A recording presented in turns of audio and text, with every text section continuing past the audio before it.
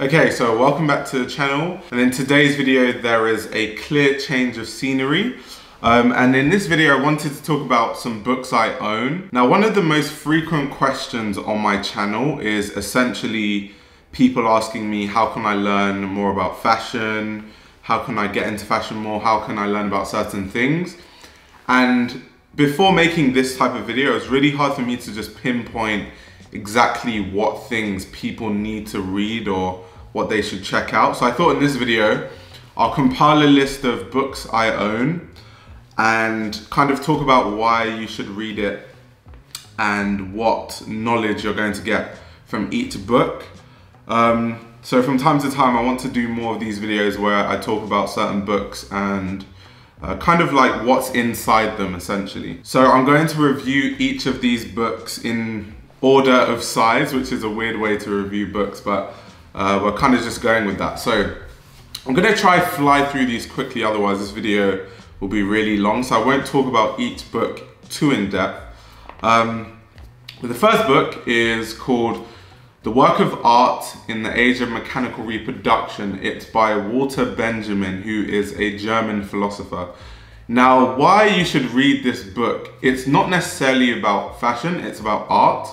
And in this book, it's very, very intellectual, very deep. I had to read this book 3 times before I could grasp the concepts because it takes me a few reads to really learn the concepts in a lot of these books. But in this book, I'd recommend it to people because it is sort of a mindset shifter. This book is what made me want to research fashion the way I research it. So in this book, he talks about this idea and this concept that because it's called The Work of Art in the Age of Mechanical Reproduction. So through mechanical reproduction means everyone thinks they're an expert now, and just in a deep way describing how that has changed the way we view art. So what he means, so one of the examples in this book is, before, if you're an artist or you're a painter, there's only a certain number of people that can paint a portrait of someone that will look nice. So back then, being a painter, people saw it as a skill that was to be respected because it wasn't something that everyone could do. But with the invention of cameras, it's a way you can reproduce an image. And as cameras over time got better and better, especially with like autofocus and auto settings, now everyone can take a picture. It doesn't necessarily mean everyone can take a good picture, but anytime a medium goes from a small amount of people being able to do something to everyone being able to do it, that's when people think they're an expert in certain things. So now everyone thinks they can take a good photo, or you hear people saying things like, oh, why would you pay all that money to get a photographer? You can get that same image with your iPhone. It's when an art form becomes overly democratized to the point that everyone can participate in that art form, then everyone thinks they're an expert, whether they are or whether they're not. And I think why this book is so important is it really shifted my mindset because it made me think, am I one of those people? Am I one of those people who is just a consumer, but because I can consume clothing the way other people consume clothing, now I think I have an opinion that even matters, or an opinion that's even objective, or an opinion that even adds anything to the conversation. And the critical thinking in this book is next to none, and that's why I really recommend this book. I actually have a list of books I recommend, and that link will be in the description below. But yeah, amazing book, The Work of Art in the Age of Mechanical Reproduction by Walter Benjamin. So going on to the next book, this is an amazing book by a guy called Brian Kitson, and it's called Burberry Days. Now, the actual reason why I bought this book, and I haven't finished reading it, by the way. I've read that one 3 times, but as you can see from the bookmark, I'm kind of halfway there. The reason I bought this book was because Burberry is one of those brands that I didn't really understand. I knew the history of it, and I knew the history of the trench coat, and I knew that was what gave Burberry the heritage. But I just didn't understand why Burberry outside of trench coats is even still relevant. And I just really wanted to start investing in more Burberry books to understand the history of it a bit more. And through reading this, because the person who wrote this, Brian Kitson, is someone who worked at Burberry. And Brian Kitson actually joined Burberry in 1958. And what it is you just following his journey from 1958 and everything he saw and kind of the positioning of Burberry. And it's such good insight, because you learn that Burberry created so many different fabrics and different materials. It's insane. I didn't know that Burberry was at the forefront of so much fabric innovation. And I think, even though I haven't finished reading this book, just reading half of it, I have a huge respect for Burberry now that I didn't before, because now I look at their jackets and I look at a certain fabric name, and I remember from this book Brian giving an account of how they developed the fabric and why it was revolutionary at the time compared to what was at the market. So I think it's just a really good book if you want to learn a bit more about Burberry, other than just the stuff that everyone talks about in terms of just the trench coats and things like that. So yeah, one of my favorite books, and Burberry is one of the mainstream brands. So if someone's trying to learn more about fashion, I would say this is definitely one of the books to pick up. So the next book is an amazing book. Now this is the book called King of Fashion, and it's an autobiography of Paul Pereira. I'm not sure if I'm saying his last name right or not, but Paul Pereira is basically a French couturier, very highly respected French couturier, and he's famously known for a lot of his work that was in the early 20th century, so like 1920s and really early 20th century. That was where he made his mark. And yeah, it's just an autobiography of Paul and just following him through his life and everything he did in fashion and who he worked for, and a lot of insight into his career, which I absolutely love. Now, when it comes to fashion, there are two types of books, in my opinion. So autobiographies are amazing, because with autobiographies, you get to learn about his work, especially from his perspective and different people's perspectives. You get to learn about everything that led up to why he thinks the way he does, how he became the sort of couturier he became, what inspires him. However, if you really want to go deep into the references of things, this is probably a better autobiography than I've seen from most designers. But there are different types of books entirely, and I'll get to that go properly on like all the references. And when I talk about McQueen, we'll get into kind of what I mean. But yeah, definitely an amazing book, especially because Paul is a designer that is really kind of like forgotten in fashion history, and he's one of the greats. When you think of like greats of the 20th century, you think of people like Paul, you think of people like Elsa Schiaparelli. These are two designers that aren't really talked about in the fashion circles right now. All people talk about is like Rei Kawakubo, Yohji Yamamoto, Jill Sander, Helmut Lang, and those designers are great in their own right, but I just don't like it how in fashion of today, we only talk about the same design. It gets so boring. Like, we talk about the same designers over and over and over again, and it's a bit of a drag.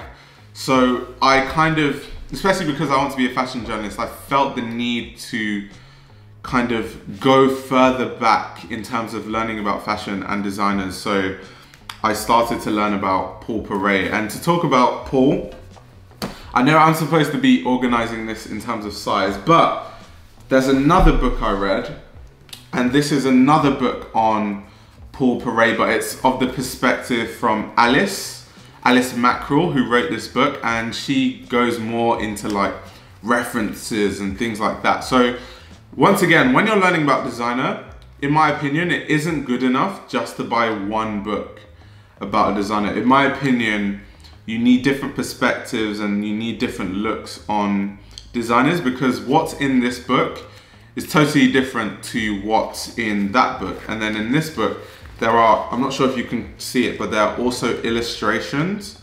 So you can actually see and have an idea of what they're talking about. So like I said, the difference between, okay, this book and this book is, here you get all the information and the reference, and not really references, but not so much.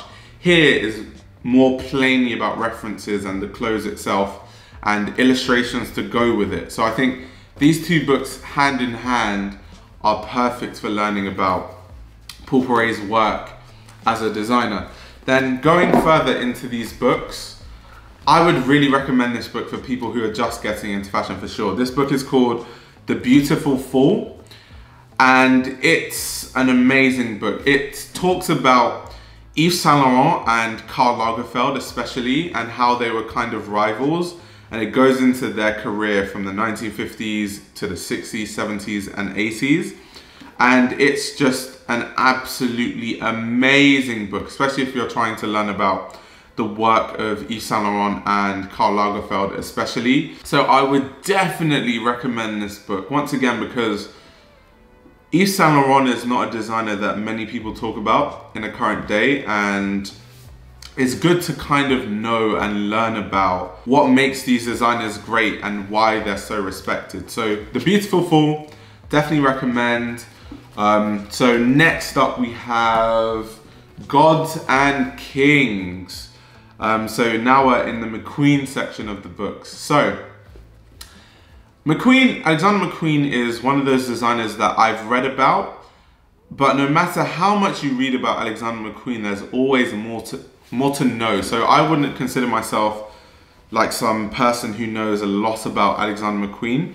And that's why I talked to McQueen Vault on Instagram. McQueen Vault is a page run by a man called John, and he is big brain. He knows everything about McQueen. He's read every book.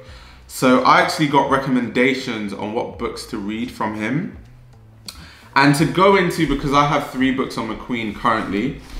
So I'm just gonna tell you about all 3 of them actually at the same time. It makes more sense. So this book is called The Life and Legacy of Alexander McQueen. This is by Judith Watt. Judith Watt actually teaches fashion journalism at Central St. Martin's. So she's very intellectual, and there's a lot of her intellect that you can see in this book.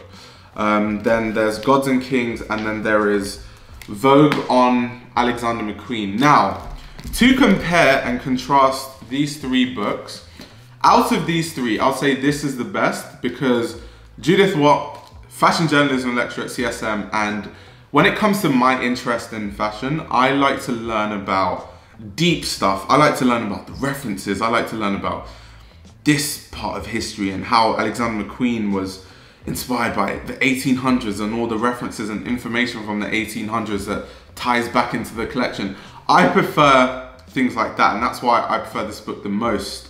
Gods and Kings basically contrasts the careers of Alexander McQueen and John Galliano. And it's good if you don't know much about Alexander McQueen or John Galliano to kind of learn about their careers. But this book is very much as it is about their work and their fashion, it's also a bit too much about things around like stories that people have about McQueen as a person or John Galliano as a person. And for someone like me, I'm trying to learn about their clothing and their impact in fashion, so I don't really want to know about things that have nothing to do with their designs or a lead up or a build up to something that will then lead into kind of what inspired them for a design. So mixed reactions about this, and McQueen Vault also has a video where he reviews the best Alexander McQueen books. I would say really watch that, because he basically says something similar.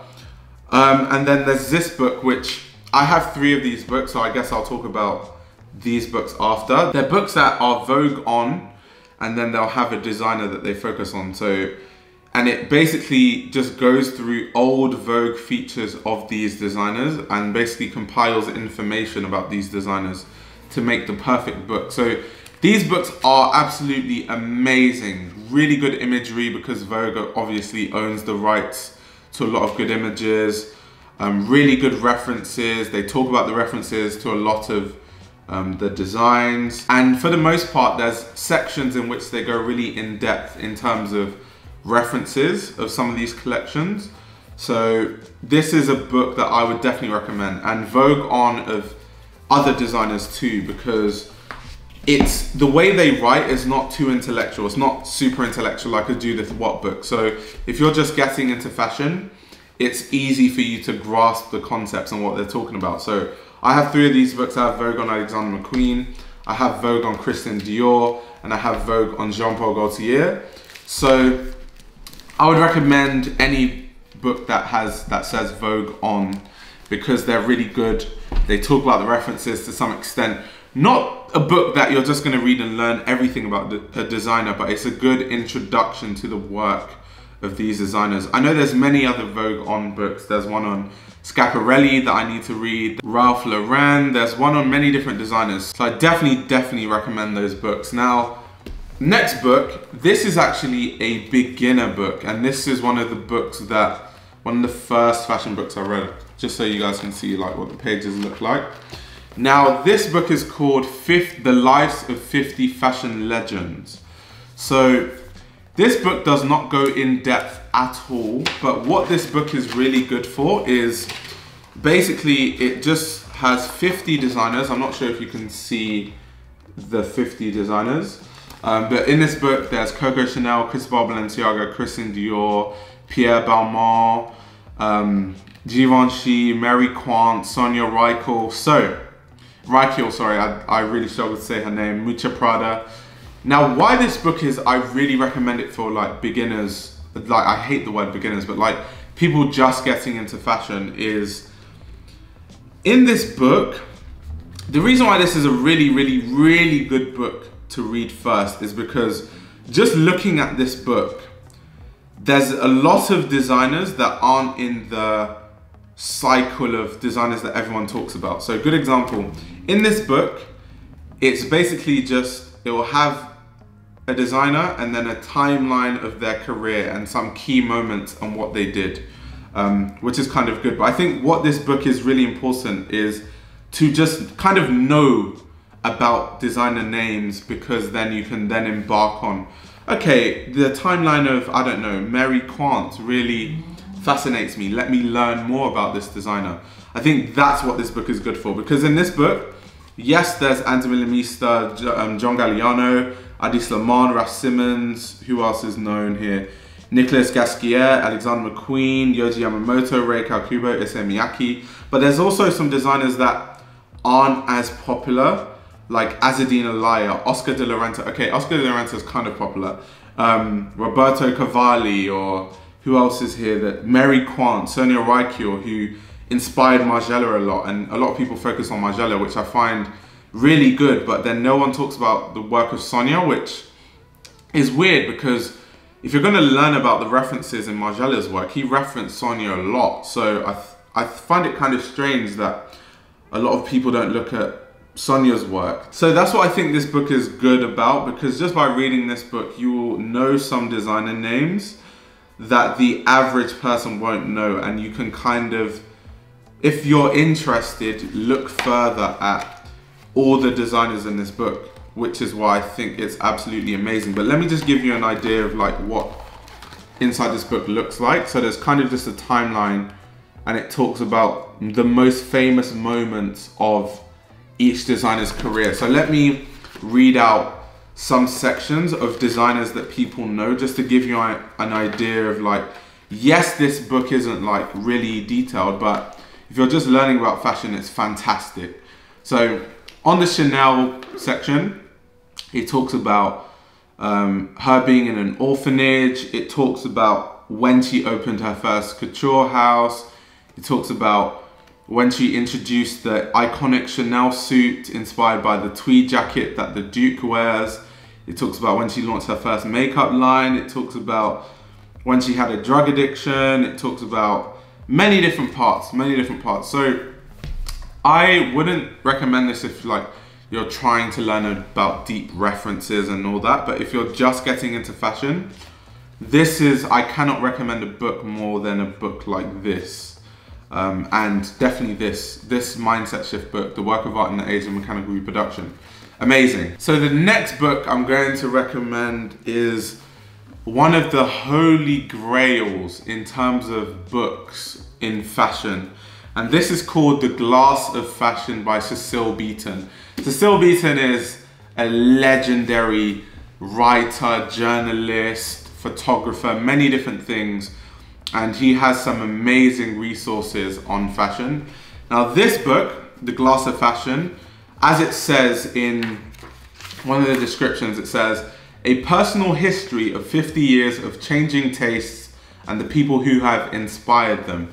Now in this book, he goes really in depth about the careers of people that have really inspired fashion in a 50-year span. So he talks about people like Diana Vreeland, he talks about Christian Dior, he talks about many different designers, and honestly, this book is probably one of the best fashion books I've ever read. And I'm reading it, as you can see, my bookmark is there. I'm reading it a second time. And even what's even better, if I can remember, I'll just read out some parts I remember from this book.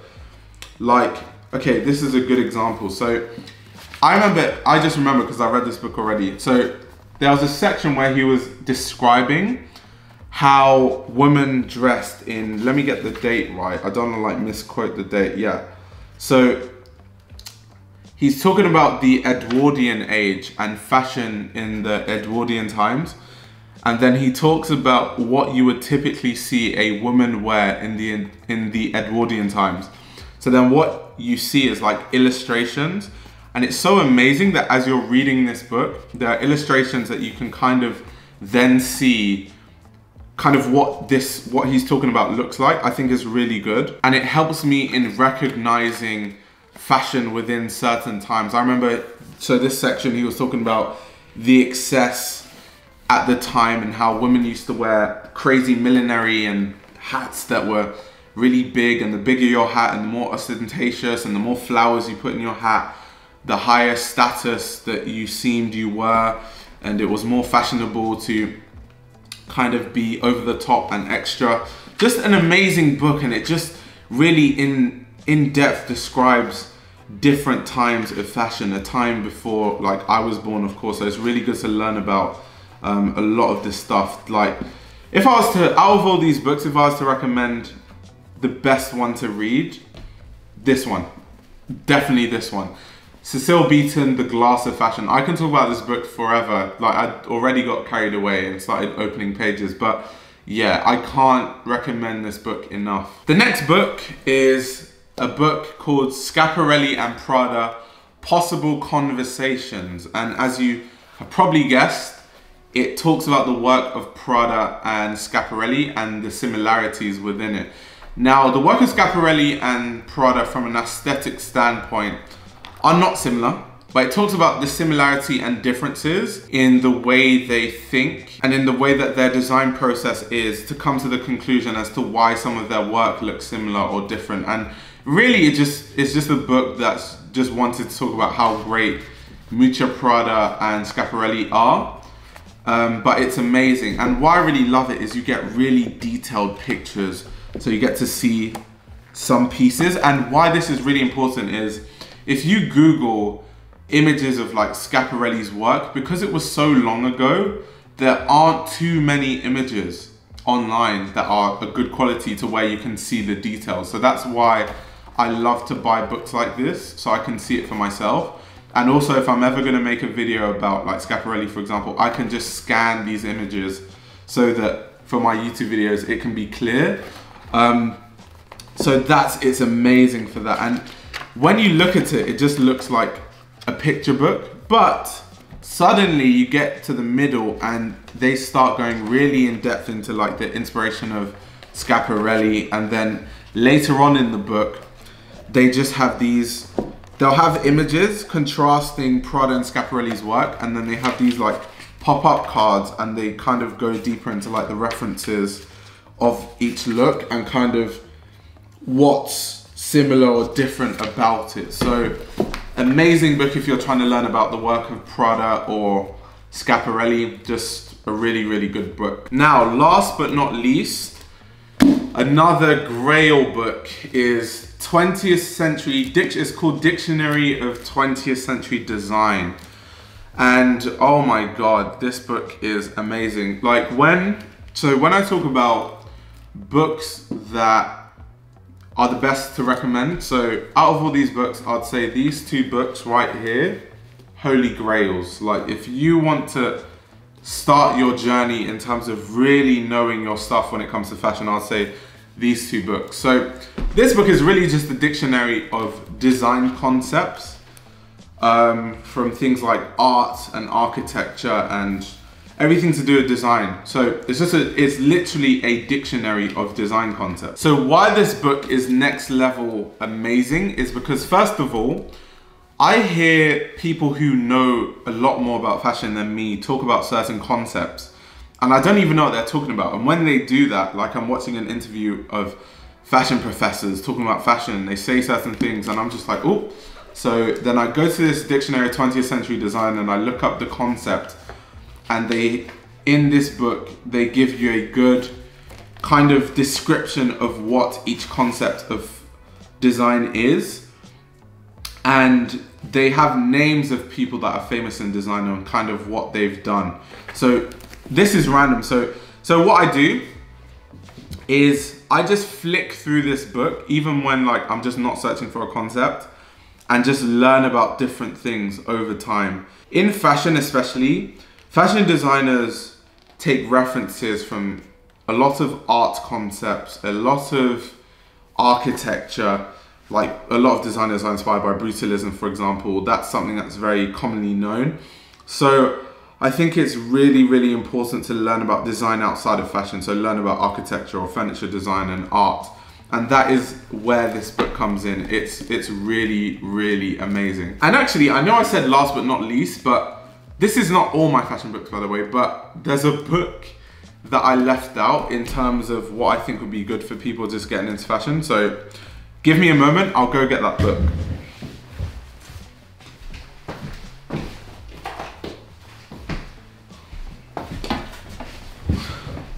So why this book came to mind, it's called Little Book of Prada. Why this book came to mind was because I just remember that this is one of the books that helped me make my Prada videos. It's one of my resources, as well as obviously Schiaparelli and Prada and many other books that I have. So when talking about Prada, these books, once again, they remind me of like the Vogue On books, but they're not as good. Like these books don't go in depth as much as these books, but they're still good. So this Prada book, it just tells you about the history of Prada, and it's less so about references of Prada. They do talk about some references like most books do, but it's more about marketing and more about the business side of Prada more than anything else. So they talk about the heritage. I'm just flicking through it. They talk about Prada Sport. They talk about the early years of Prada. They talk about Miu Miu and the references of Miu Miu and kind of the positioning and the way Miu Miu was marketed. They do talk about a lot of aspects of Miuccia Prada's design. Like they talk about her use of prints, and they give a lot of examples. Like here you can see colors, textures, prints. And they talk about many other things like her use of lace. I remember reading this, so they're saying that she used a lot of lace, and at the time it was revolutionary because lace was associated with certain clothing, not with like ready to wear, and lace is not something that you wear on a daily basis. It's more of like an event material. There's a lot of gems in this book. They talk about the menswear, how it was started. They talk about the perfume, the bags, just every aspect of it. But I'd say this is more of like the business side, even though they do talk about some references to a good standard, whereas this book goes a bit deeper on the reference front. But either way, because just like Vogue On, Little Book is like, they have it for different designs. So I know there's the Little Book of Chanel, there's a Little Book of Yves Saint Laurent, I think. Same way there's Vogue on Jean-Paul Gaultier, or there's Vogue on Christian Dior, or there's Vogue on Alexander McQueen. But if I was to be very objective, the Vogue On books are way better than the Little On books. But they're for different reasons. This is more like references and history. This is more history and business. So it's good to have both, in my opinion. There's like too much knowledge. Okay, let me not say too much knowledge. That sounds really pretentious, but like gaining more knowledge about a certain brand or designer is never really a bad thing. So in my opinion, I get multiple books about certain designers. That's why like I get Paul Pereira, for example, I have more of a referential book where you see the details of the garments, and then an autobiography. So that's kind of how I like to do things. But yeah, I just thought it was good to make a video on different fashion books I like and I read, because I know like a lot of people are interested in that, and it's also a good way for me to answer the question in terms of people asking me about fashion resources I recommend or what things people should read. So yeah, on that note, thank you very, very much for watching this video. I hope you liked it. Like it, give it a like if you did. Subscribe to the channel if you are new. You can follow me on Instagram and Twitter at Fashion Roadman, and I will greatly appreciate it if you support my channel financially by subscribing to my Patreon. And the link to that is in the description below. And of course, magazine coming soon. I hope guys are looking forward to that. I really hope my magazine will be a success because I've put so much work into it. It's unbelievable, and so much money. But yeah, my merch and magazine should be pre-launching at some point next month. But thank you very much for watching this video. Hopefully I've been able to answer a lot of different questions by making this video, and stay tuned for more videos.